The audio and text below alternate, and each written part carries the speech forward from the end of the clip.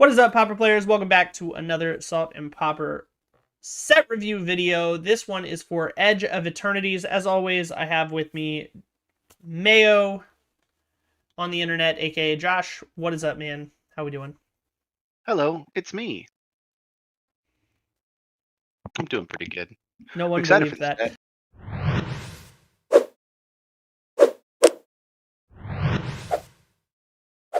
Well, we're going to dive right in here. We have a lot of cards to talk about from Edge of Eternities. I think there are several strong cards for Pauper in this set, and we're going to dive right in with a couple honorable mentions. We have 5 honorable mentions, so we're going to run through them pretty quickly because we have some pretty strong cards to talk about for the top 5 for this set. So we're going to jump right in with our first honorable mention, which is Squire's Lightblade.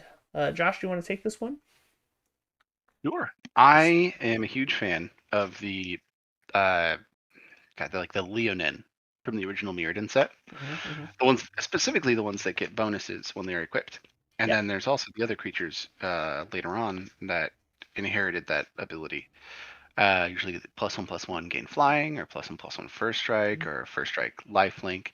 I think Squire's Lifeblade is one of the best white equipments to do that. What does it do? Specifically because it attaches itself when it enters. It costs 1 white. It's an artifact equipment with flash. When it enters, you attach it to target creature you control, and that creature gains first strike until the end of turn. The equipped creature gets +1/+0, and the equip cost is 3 colorless. That's why I'm excited about it, though, is the flash and the attaching. And then additionally giving power is really good for those other creatures because, more power, more better.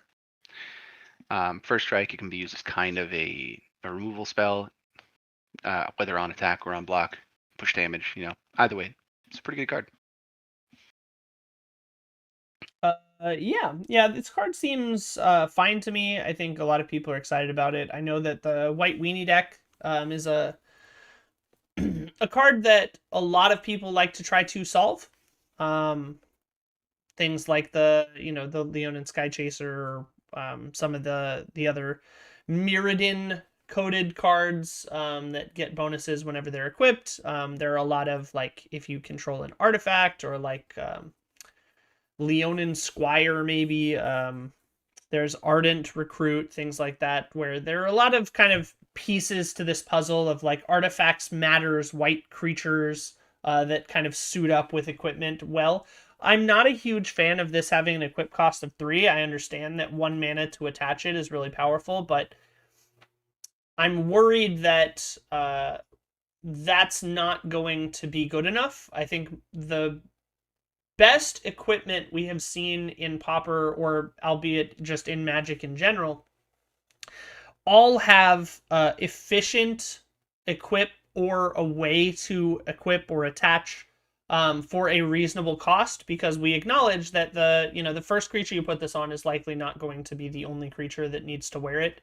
And so most of the good equipments that have come and gone throughout Pauper and Magic's history in general require there to be a pretty competitive equip cost or attach cost so that you can move it around as needed. This does not really have that. Pauper, 3 mana is a lot of mana to attach with the equip cost here, so I'm unsure, but I am excited to see how it plays. I know White Weenie has been getting a lot of attention lately. I don't think this makes it into the current version, so I am excited to see, like, a new kind of enchantment White Weenie deck emerge. Equipment, enchantment, work in those confines, kind of play a more Voltron style deck, and see how that goes. So I'm excited that new decks may be coming to Pauper. This isn't just a set that's going to give us 1 or 2 upgrades and then move on with its life. I think there are a lot of pieces here that are going to get people excited and brewing and trying a bunch of new things. So that's exciting. Speaking of cards that are going to get people brewing and exciting, we have a new mechanic. The next couple cards we're going to talk about all have it. This is Warp. A warp cost is very similar to what a Evoke cost. You get to cast it from your hand for its warp cost. It sticks around until the end of the turn, unlike Evoke, where you sacrifice it right away. and then you exile it at the beginning of the next end step, and then you may cast it from exile on a later turn. So it's sort of like a cross between Evoke and Adventure. In this case, this is Starbreach Whale. This is a 5 mana 3/5 flyer for 4 and a blue. And when it enters, you surveil 2, but it has Warp for 1 and a blue. So for 2 mana, you can put this into play, surveil 2, and then it will go away and you can cast it again for 5 later. Sort of doing a Muldrifter impression, but where this card really starts to shine is that if you can flicker it, much like Evoke, if you're able to flicker it, you get to keep the creature. So for 2 mana, you can put this in play. For 1 mana, you can flicker it. You surveil 4, and you get a 3/5 flyer out of it. And that seems really powerful. Muldrifter has been getting, we'll say, less and less play lately.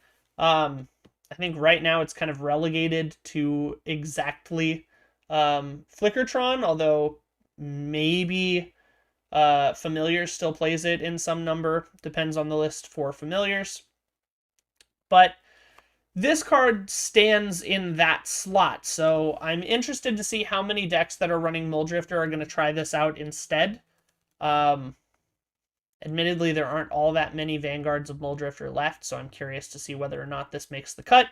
But Warp is a very powerful mechanic nonetheless, and I think that the 2 mana cost Warp effects at common are going to be cheap enough to get people trying them out. So, Josh, what do you think here?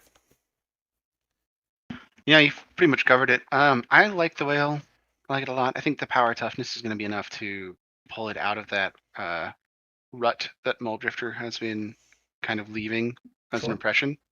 I know the decks that really liked Muldrifter that wanted to use it as a win con to push damage, also used the land to put 2 counters on it. Starbreach Whale having 1 more power and 3 more toughness, that shouldn't be too much of an issue. However, if you wanted to do the same thing, you put the counters on, then you have a 4-turn clock instead of a 5. Actually, makes a pretty big difference. Yep. But yeah, I think the whale's fine, and I do hope that it finds a home somewhere. I will say I love the art on this card. I think that the art style of a lot of the set is really cool, being the space theme. And I'm sad that we don't get like a full block of this, because I think it'd be really cool to explore kind of the universe at the edge of the eternities. A lot of the thematics of this set have been really cool to explore, and I'm sad we only get like a teaser for it. But this one in general kind of stands out to me. This reminds me of all of those like those psychedelic like turtles and dolphins and orcas and stuff swimming around planets, those old notebooks that they used to sell whenever I was buying school supplies. And this kind of hits that nostalgia mark for me, so I really do want to see this whale do well, but I'll be picking up some foils of it just to have, because I do think this art is pretty fantastic. No, yeah, hard agree. The artifact, or the theming of all the cards in here is on point. Yeah. I do like how it's flying in the same direction as Muldrifter too. Right. All right. Moving on, number 3 for our honorable mentions. This is a black card. Josh, you want to take this one? Sure. This one's called Perigee Beckoner. It's a 4 mana and a black, so 5 total mana for a horror. This when it enters until the end of turn, another target creature you control gets +2/+0 and gains when this creature dies, return it to the battlefield tapped under its owner's control. And it's a 4/5. It also has that warp for a colorless and a black.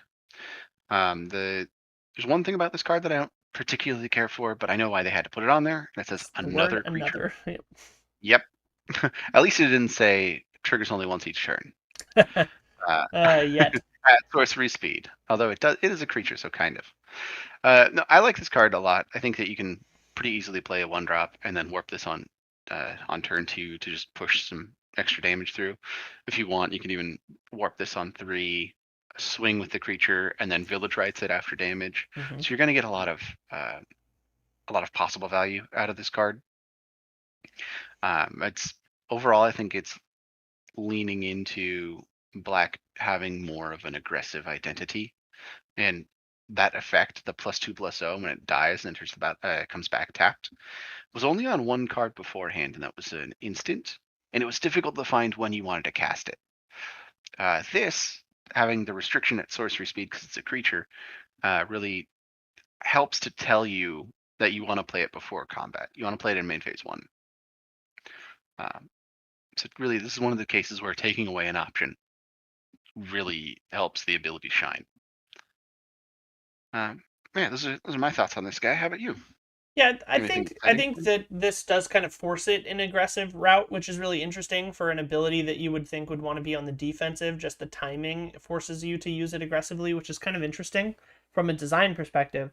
But what I really enjoy about this card is that I think it's going to do well in like mono black sacrifice style decks. I can absolutely see you like, running out a, 1 mana sacrifice effect of some kind, or a 1 mana dude that when they die makes something. And then you can follow it up with like Perigee Beckoner, Warped, give it +2/+0, sacrifice the Beckoner, attack for 4. What's the can't block 1/1 that sacrifices dudes for a 1/1 counters? I'm blanking on his name. Carrion Feeder, I think. Yeah, Carrion Feeder. So like you could turn 1 Carrion Feeder, turn 2 warp this, attack for 4, which could be really good. But I think this is going to shine at like the 3 to 4 mana range, like turn 3, turn 4, where you've already got a sacrifice outlet and then a creature you want to sacrifice. So imagine a world where you've got a Carrion Feeder and a Nested Shambler out, and you warp this onto the Nested Shambler, and then attack for 3, and then sacrifice both the Beckoner and the Nested Shambler to the Carrion Feeder. You get 3 squirrels, the Nested Shambler comes back.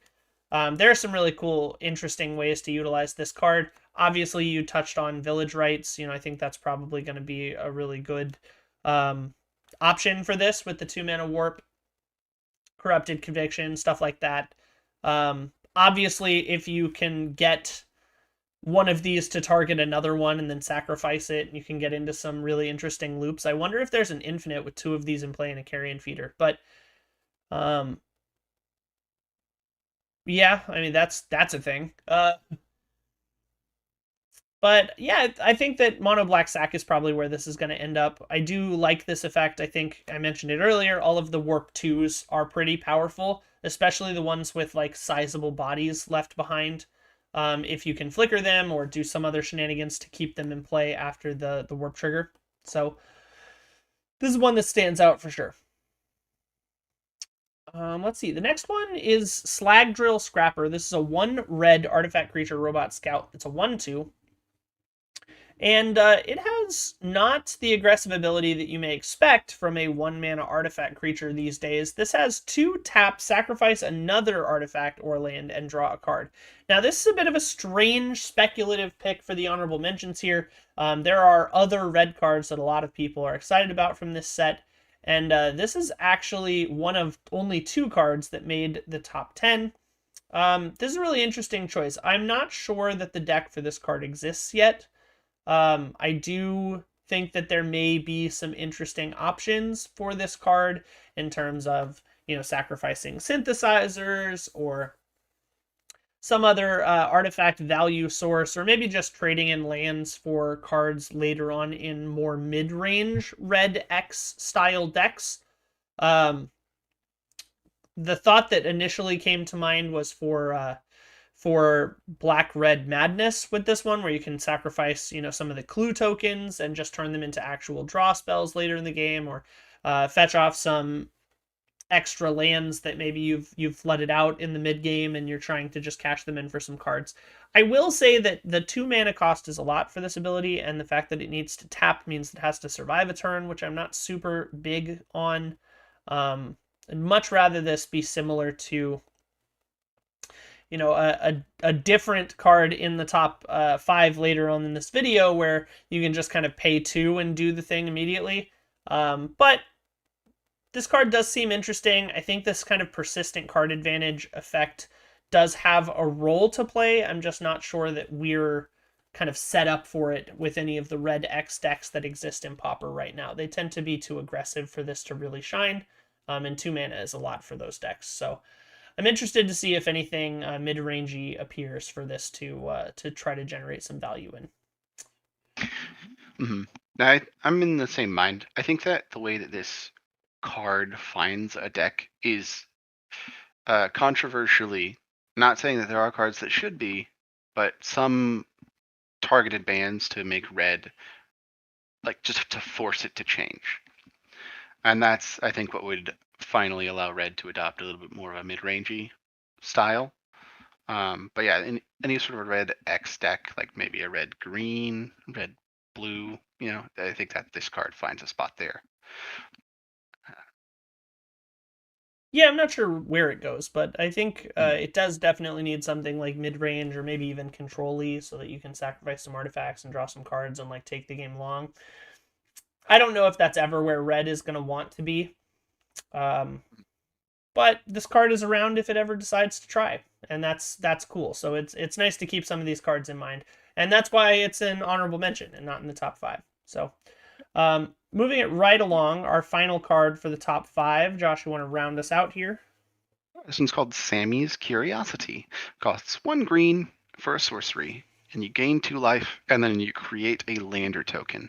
Now, a lander token is a new thing introduced with this set, where it's an artifact with pay 2 and tap it, and sacrifice the token to search your library for a basic land card, and then put it on the battlefield tapped, then shuffle. You will notice the keen-eared among you, it does not say at sorcery speed. So you can do this. I mean, the card says sorcery, but the lander token doesn't. So you can actually keep the 2 mana up, fetch it into your opponent's turn for 2 mana. But overall, the card's not really too in-depth, just 1 green, 2 life, make a lander token. Seems simple, but I enjoy how it can really lead to more greedy mana bases in green. How about you? I like the curve that this enables for the ramp conscious and or basic land thinning green decks among you. Being able to just play this on 1, which is normally just going to be a fetch turn anyway, and then on turn 2, after you make a second land drop, you can crack this to ramp you.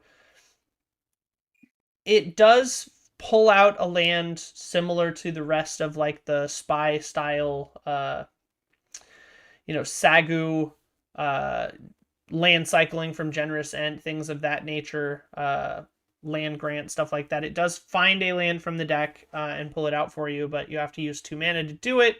It's sort of like a Rampant Growth with extra steps in that regard. 3 mana total, but you gain 2 life out of it.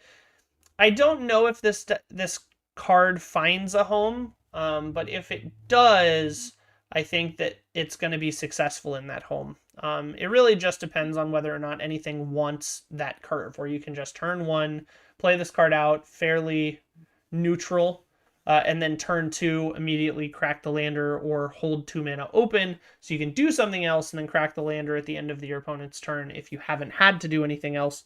And then get, your splash color. You can get your planes or whatever you've got on the side to fix your colors. This very much reads as a hard evidence to me in green. Sure. Yeah, and it does feel very similar to that. I was going to equate lander tokens to clue tokens in that it's, 2 mana, sacrifice it, get a card of some kind.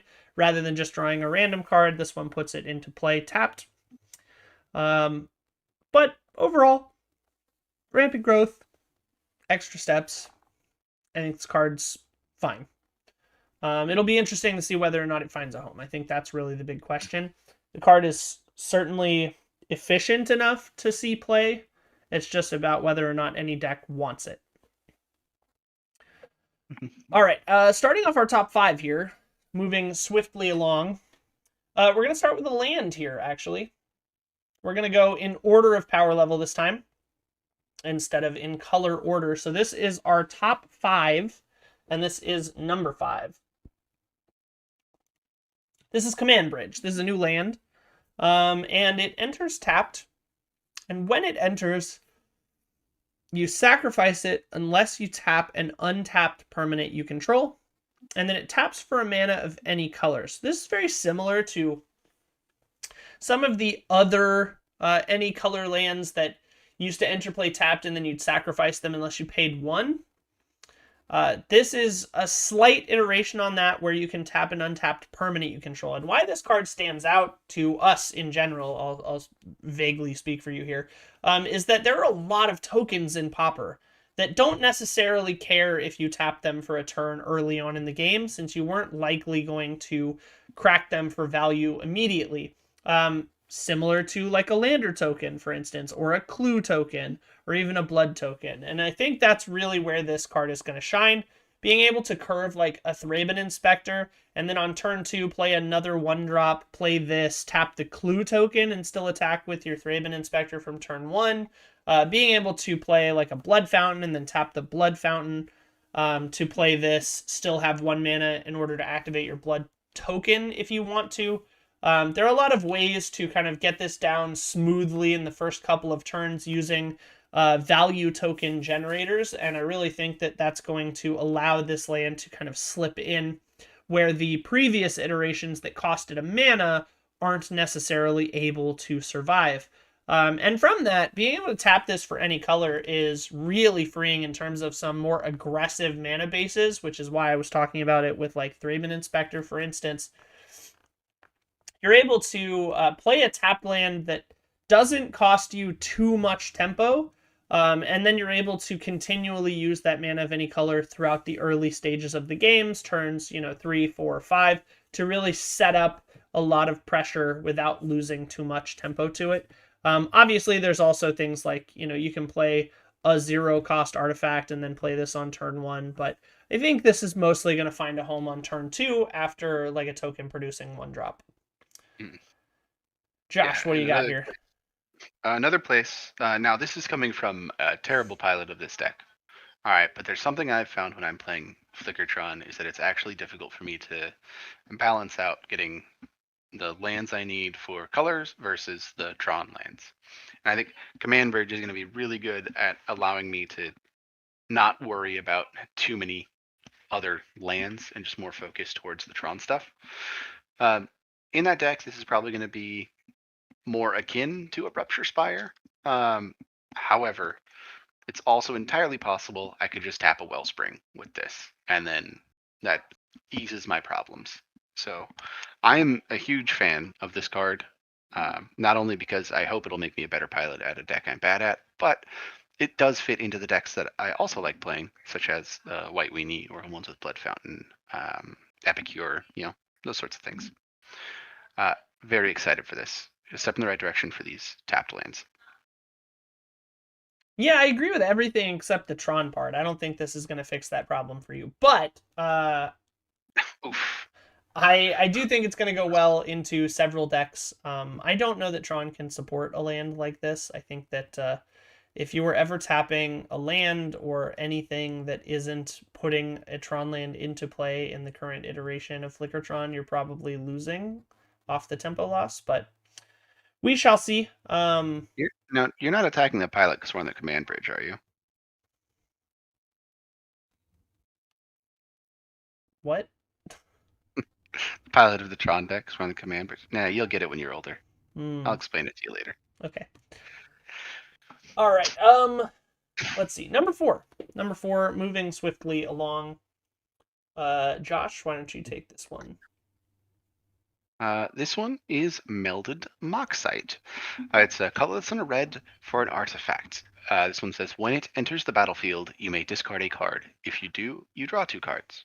Then it has the synthesizer part where you can pay 3 to sacrifice this artifact, and you create, you create a tapped 2/2 colorless robot artifact creature token, and this artifact does not necessarily, the robot doesn't have vigilance. So it's a synthesizer impression.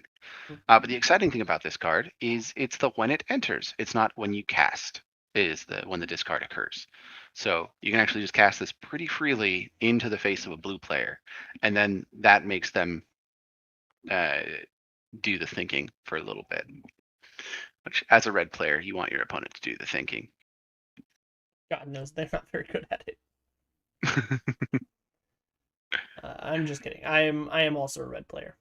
Yeah, I largely agree. I really like that the activated ability on this one, unlike Synth, is not sorcery only.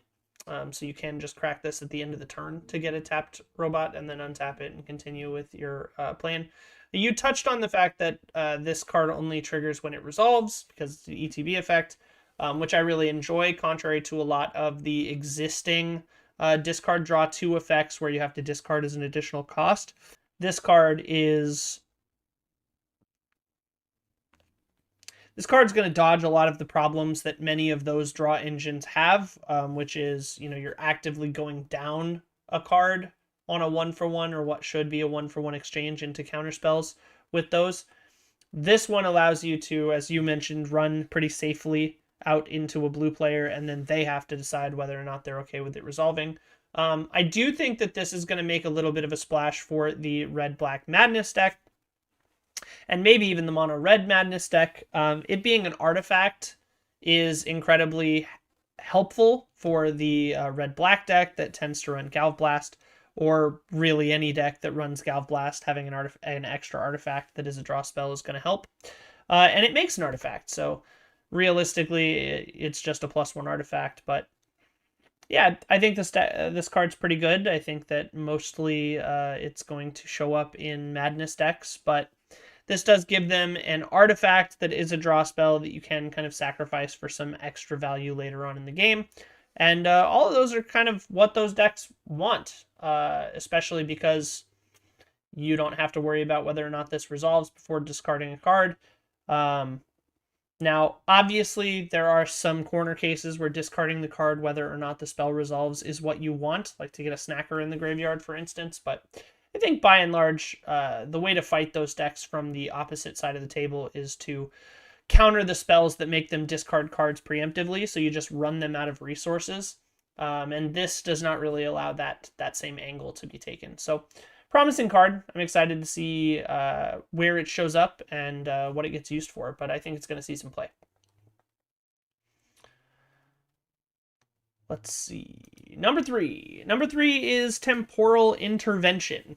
This is a 3-mana sorcery for black with 2 and a black, but don't get too afraid here because that mana cost is a lie. This has Void, which is a new ability from this set, and it says the spell costs 2 less the spell costs 2 less to cast if a non-land permanent left the battlefield this turn or a spell was warped this turn.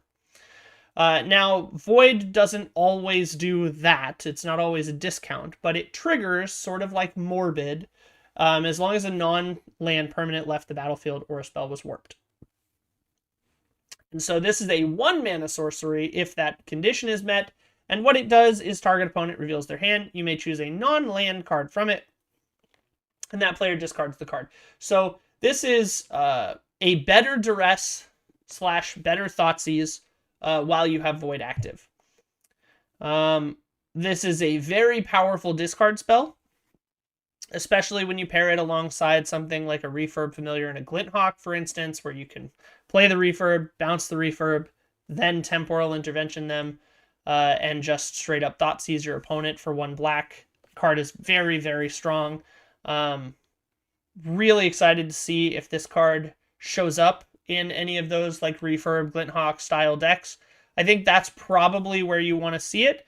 But again, in Mono Black Sacrifice, which we were talking about earlier, I also think this could be a very strong addition there because you do have easy ways to create that Void effect and just cast this for 1.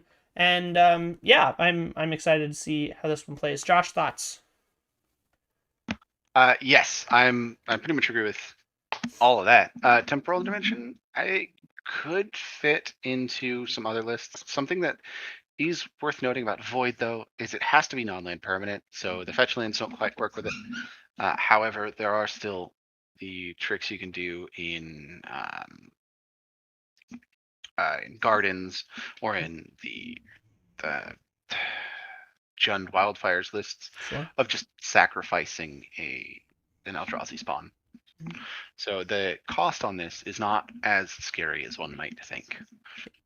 Yeah, important that non-land does not mean non-token. So tokens definitely still count. Yeah, so it's deceptive in how easy it costs to cast, or how easy it is to cast. It's also deceptive in how difficult it can be.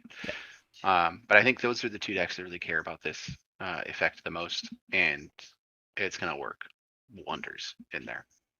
Yeah, I think the decks that can reliably get this off for Void are going to be very, very strong.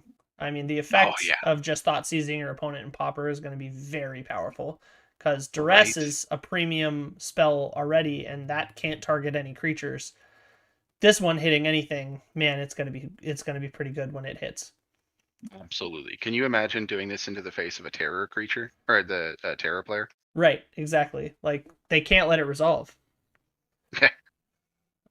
So yeah, very, very powerful. But then again, they can't really afford to let Duress resolve either.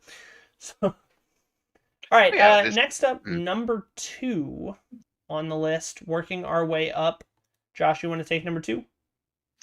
Yeah, sure. So this one is Ilvoy Gale Blade. This one costs 1 blue to play, and it's a creature. It's a jellyfish warrior. So all you blue warriors fans, that's going to be something to look out for. Because creature types sometimes matter. It's got flash and flying, which are the more important parts about this card. And you can pay 2 to sacrifice this creature to draw a card. It's a 1/1, but that doesn't matter because it's actually never going to deal damage because you're always going to ninjutsu this. Yep. That is it. Yep. Yeah, I will say the art on this card is absolutely incredible. Super down with Jellyfish Warrior. It gives me big Illithid vibes, but like if they were a badass assassin. It does let me question what Ilvoy is, though. Yeah, I have no idea what that is. Especially because the flavor text talks about Uthros guards, which I thought was one of the planets. So maybe this is a race on that planet. I don't know. Anyway, card's sweet. I think it's going to be an absolute slam dunk in fairies or just anything running ninjas. Not sure what slot this goes into in fairies. Josh and I had a little bit of a discussion about this beforehand. I'm unsure whether or not it cuts the owl, it cuts fairy miscreant, or it cuts some of the 1/2 like Brine Barrow type effects for this card, but it certainly is going to cut some number of its non-ninja creatures that aren't Spell Stutter or Fairy Seer for this card. And I mean, this card is just an absolute slam dunk, right? Being able to hold up a Spell Pierce on your opponent's turn, rather than having to run a fairy out on, turn 1 or turn 2, and then being able to flash this in behind it if you don't need to use the Spell Pierce is very powerful because it allows you to then set up a ninja on your turn much more safely. You no longer have that awkward like turn 2 do I ninjutsu and then not have counterspell active. You can certainly still get yourself into that situation, but I think you're going to have a lot more of ability to hold up counterspell while then still doing something at the end of your opponent's turn, which admittedly fairies was always a little bit weird at, where you'd get into draws where you just kind of have to tap out on your turn to play a ninja and then replay a creature and then hope that your opponent can't do anything on their turn. And that always felt pretty vulnerable. So this just gives you another creature that you're able to ninjutsu off of that is oftentimes going to get in, but it has flash. And I think that's super, super valuable. Mm-hmm. Yeah, so do you want to take the next card here? Yep, number or do you want to say it 1. at the same time? The absolute best card of this set, to the surprise of literally no one who has ever seen a Twitter post in the last month, is Cryoggen Relic. This is a 1 colorless, 1 blue artifact, and it's insane. When this card enters or leaves the battlefield, draw a card. Notably, it just says leaves the battlefield, much like Synthesizer, not when it goes to the graveyard like Wellspring. And then it has 2 mana, a blue and a colorless. Sacrifice this artifact, put a stun creature on up to 1 target, put a stunned counter on up to 1 tapped target creature. This card is really good. That second line of text is almost never going to get played. I'll be honest. This card is going to just do a lot of picking up, putting down, picking up, putting down, picking up, putting down. This card's very, very strong. This is Wellspring, but you can Glinthawk it. And, I mean, this is just one of the best iterations of a draw artifact that we have seen in Pauper to date. Obviously, it costs blue, which Wellspring does not, but This is going to draw you 2 cards regardless whether or not you sacrifice it or bounce it. You know, Glinthawk, Skyfisher are absolutely going to love this. So I don't know what the new version of the Glinthawk style relic deck looks like with this card, but it certainly is going to exist. And I think even regular Grixis Affinity may do some swapping for this card. Unlike Wellspring, this does have a way to sacrifice itself for that extra card, which is super nice. There were some rare corner case scenarios in Affinity where you can't sacrifice a Wellspring, and you know, maybe you miss on a top deck here and there and you really wish you could get rid of it with a makeshift or something, but you just don't have a way to sacrifice it. This fixes that problem. Now, granted, you can only put a stun counter on a tapped creature, but it says up to 1. So even if you don't have a target, you can still sacrifice this to get the card. So really, really strong artifact coming into play from Edge of Eternities here. Excited to see where this ends up, but I think a lot of people are going to test this in a lot of different decks. I know that just today, it is currently Sunday of pre-release weekend for Edge of Eternities, and there's already a Cryotron player that has posted a pretty significant 5-0 winning record on MTGO. So, Josh, what do you think of our number 1 card here? I mean, you pretty much covered it. I mean, this Cryoggen Relic's the best thing that's happened to enters the battlefield since Synthesizer. Something you didn't mention about this is actually not printed on it. It puts a stun counter on 1 target tapped creature, not at sorcery speed. So you can very easily just crack this at the end of your opponent's turn after they've attacked with the dude, and you don't have to worry too much about the inner workings of the mana. So yeah, this card's just insane.